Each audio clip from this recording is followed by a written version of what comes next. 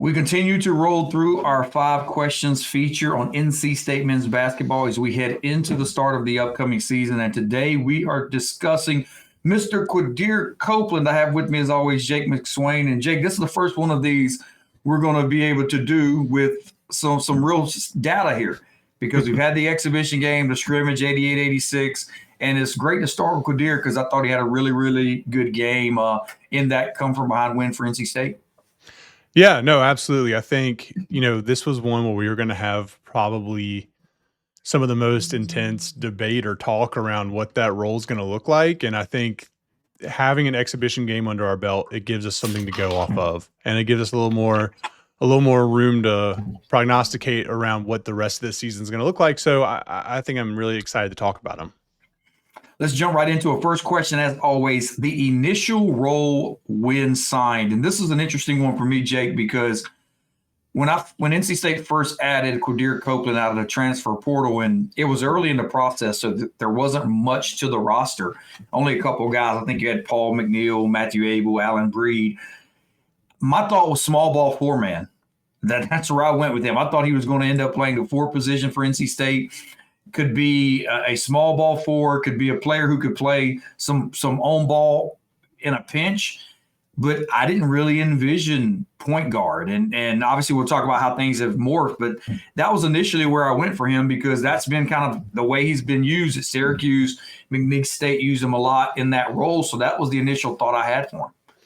Yeah, I think we were thinking along the same lines because for me, I would liken it to almost like a super utility player in baseball. Someone that they're playing second base one day, left field another. Depending on the situation, they can get moved around. That's how I saw Copeland getting used. Because I just think he can do so many of those different things. You saw him excel at McNeese on the ball, like leading that upset in the NCAA tournament.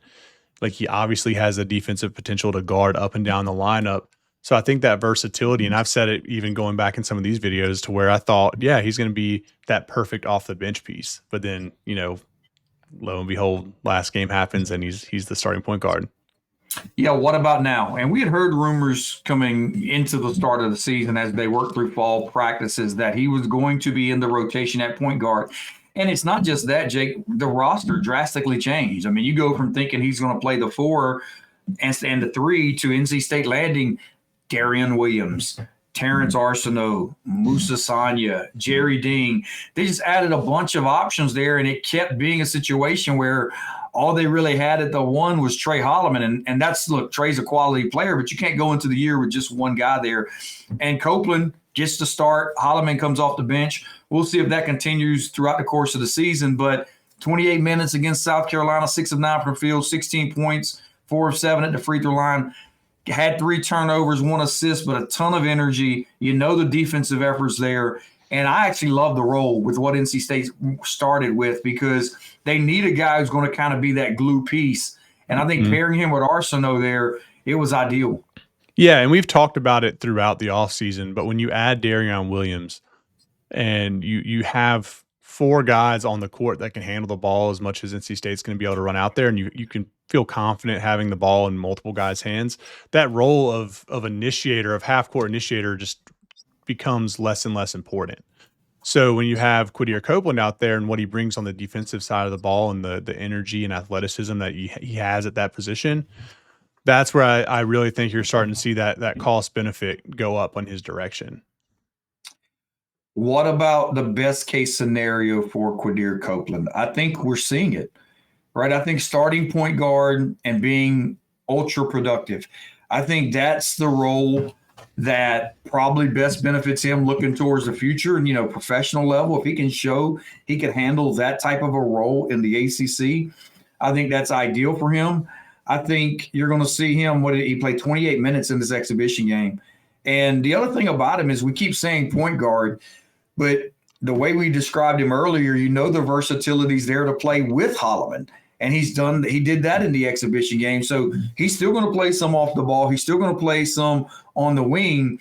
I think the projection I have for him right now heading into the season, it's an ideal role for him in terms of a best case scenario. Yeah, I think, this is from a opportunity standpoint, right? Like that last game shows the type of opportunity that he can get. However, I think from a counting stats perspective, like you probably won't. He's not going to be someone that ends the season averaging 15 points a game or something like that. Right. Like that's not the build that I don't think that's the role NC State necessarily wants from him. So I think from accounting stats, it might be capped a little, but again, you don't have to have the best counting stats in the world to end up on an NBA radar.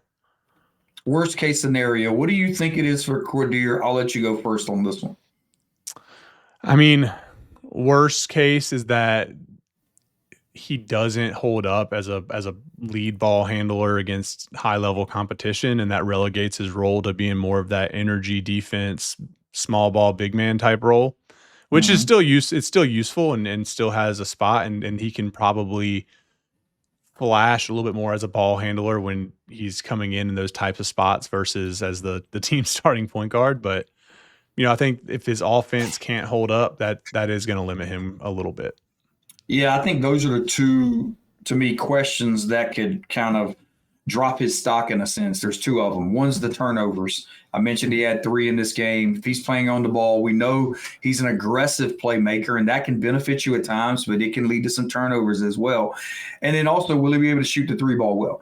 Because, as you get going through the course of the season, there's going to be guys that the opposition is going to pick the help off of when they have to tag roll men in terms of pick and roll, when they have to defend ball screens. Are they going to go under screens on him and see if he can hit the jump shot off the dribble? So I think ultimately how he shoots the basketball is going to determine it as well. So to me, worst case, he doesn't shoot it well and he's turning it over, and you see his minutes. Again, I don't think there's a scenario where I see him falling completely out of the rotation because he gives you so much. But could his role diminish a little bit from what we've seen? I think those would be the two ways it would.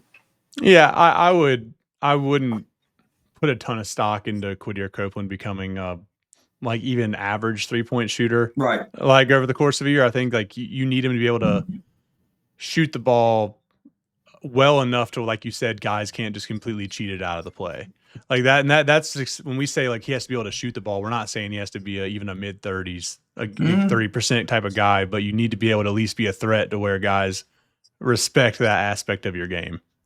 Yeah, and sometimes the percentages can lie the other way, where not really good shooters shoot so few, but they get a little streak where they hit a few that the percentages are higher, right? So I think it's more can State trust him when time comes and teams start scouting that he's going to knock them down if needed. And so I think for me, though, worst case, that would be it. Final projection for Quadir Copeland, I think he's a rotational player for NC State who's going to have some big nights, some nights where he might be at the back end in terms of production. But I think what you want from him, if you're Will Wade, is you want a player who's going to bring the energy and intensity every night, be a leader. I mean, the folks who were at this game raved about the type of effort he plays with.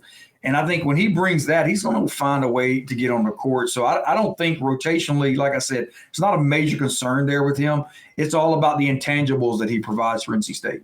Oh, yeah. And for me, if I'm projecting for Quadir Copeland, I'm not going to project anything stats-wise because I think that's so much in the air. But what I can confidently say about him is when he's on the floor, he's going to disrupt things. Like he's gonna be a disrupting force on the court in the good for NC State. So clogging up things for what they're trying to do on defense, getting in guys' heads, being just someone that every team that State plays against is going to hate and their fans are going to hate on. State is well familiar with that from his time at Syracuse, but that's something that's important to have on your team, is to have that guy that everyone hates to play against. And for NC State, that's going to be Quadir Copeland. 6'6" Quadir Copeland. Like I said, he got the start at point guard for NC State. He's going to play a major role for the Wolfpack this year. Excited to see what he brings to the table as the season goes on. And I think, like I said, this is a guy who's very comfortable playing in the ACC from his time at Syracuse. He's played in some big games at McNeese State, making the NCAA tournament where they knocked off Clemson. Brings a ton of experience to the table. So, look, as always, we're going to continue to roll through these here. If you haven't done so yet on YouTube, subscribe to our channel at Inside Pack Sports. Also, check out the website, www.insidepacksports.com, for the latest information on NC State athletics.